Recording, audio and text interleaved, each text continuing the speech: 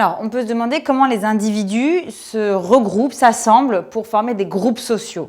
Au programme de première, il y a la notion de groupe social pour essayer de comprendre quelle est leur dynamique, comment ils fonctionnent, etc. Alors, un groupe social, déjà, c'est un ensemble de personnes qui peuvent se connaître ou non et qui vont partager au moins un critère d'appartenance commune. Ça peut être des valeurs, ça peut être des conditions d'existence similaires, qui en ont conscience et qui peuvent être nommées et perçues comme telles par le reste de la société. Alors, on va distinguer en général les groupes primaires, qui sont des groupes souvent de petite taille, dans lesquels tous les membres se connaissent. Donc, une famille, c'est un groupe primaire. Un groupe de pairs, une classe, c'est un groupe primaire. Et on distingue aussi les groupes secondaires, qui sont des groupes dans lesquels, comme on a dit, les individus vont avoir un critère d'appartenance commune, mais sans nécessairement se connaître. Par exemple, les membres d'un parti politique. Ou les supporters d'un club de foot, par exemple. Ils ne se connaissent pas forcément tous, mais ils forment un groupe, ils partagent des valeurs, une passion, éventuellement des conditions d'existence similaires. Donc voilà, les groupes primaires et secondaires sont des instances de socialisation.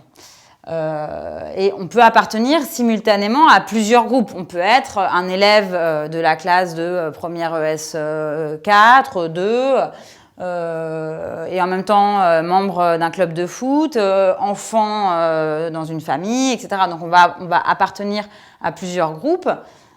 Et tous ces groupes vont apporter pour nous des valeurs, des normes et vont construire notre socialisation. Alors, quand on parle des groupes sociaux, on distingue aussi les groupes d'appartenance et les groupes de référence. Le groupe d'appartenance, c'est celui auquel appartient un individu et qui va définir le rôle qu'on lui attribue. Si quelqu'un est un élève de première, eh ben, on va attendre de lui qu'il soit assidu, qu'il soit ponctuel, qu'il travaille, etc. Donc ça, le groupe d'appartenance définit le rôle qu'on attend d'un individu dans une société. Il peut en avoir plusieurs, puisqu'il peut avoir plusieurs groupes d'appartenance. Et le groupe de référence va définir en fait le groupe auquel l'individu souhaite appartenir. Donc si un élève de première souhaite être joueur de foot ou star de cinéma, eh ben, il va sans doute adopter des comportements de ce groupe de référence, ou en tout cas des comportements que lui associe à ce groupe de référence. Donc ça peut être par exemple le fait de porter un maillot de foot, etc.